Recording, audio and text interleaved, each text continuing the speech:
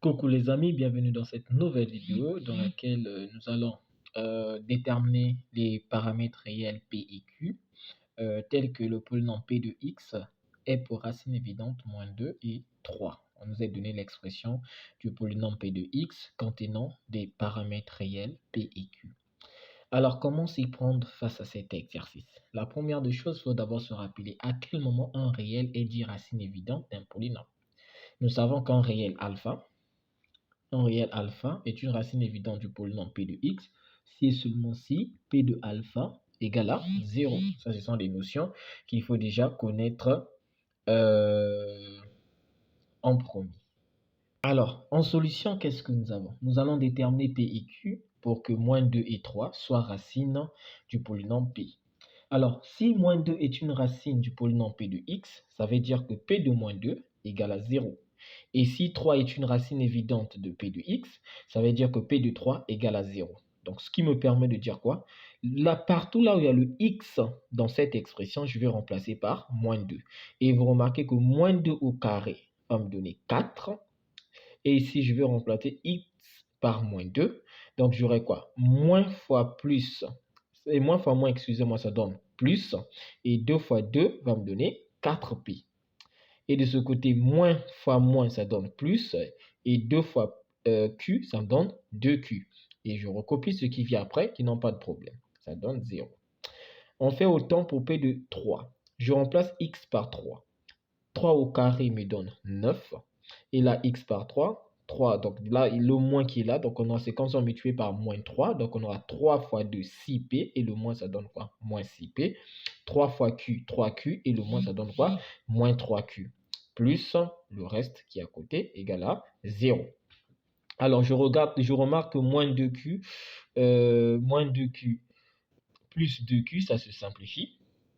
Ce qui va me permettre de dire, j'ai 4p plus 3p qui me donne 7p plus 4 égale à quoi? À 0. Et cette expression me permet déjà de déduire le p vu qu'il n'y a plus le q. Donc, ça veut dire que 7p égale à moins 4. Et du coup, p sera donc égal à quoi? Moins 4 sur 7. J'ai déjà la valeur de p.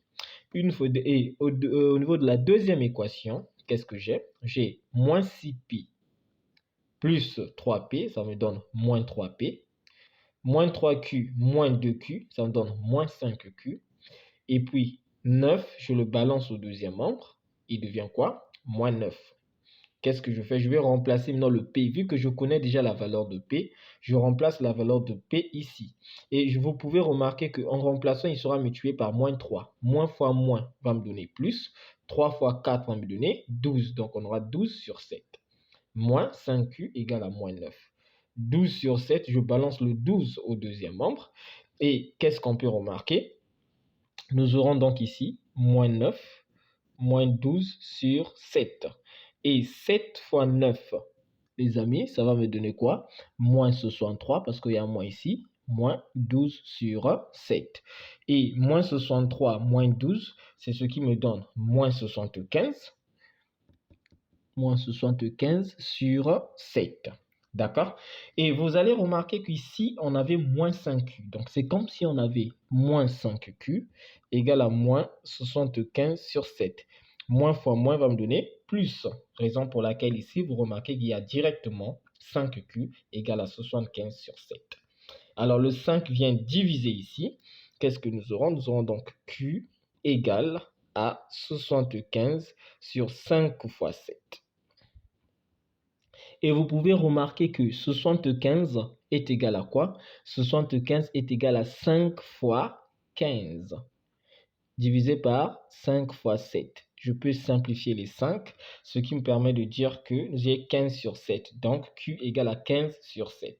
Donc, en conclusion, P égale à moins 4 sur 7, comme on l'a déterminé, et Q égale à 15 sur 7. Donc, pour que moins 2 et 3 soient solution de notre, ou encore racine évidente de notre polynôme P de x ici donné, il suffit que le P soit égal à moins 4 sur 7 et le Q soit égal à 15 sur 7. Voilà pour cette résolution.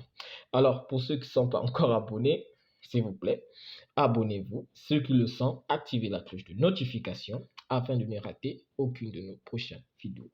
Je vous dis au revoir. Merci.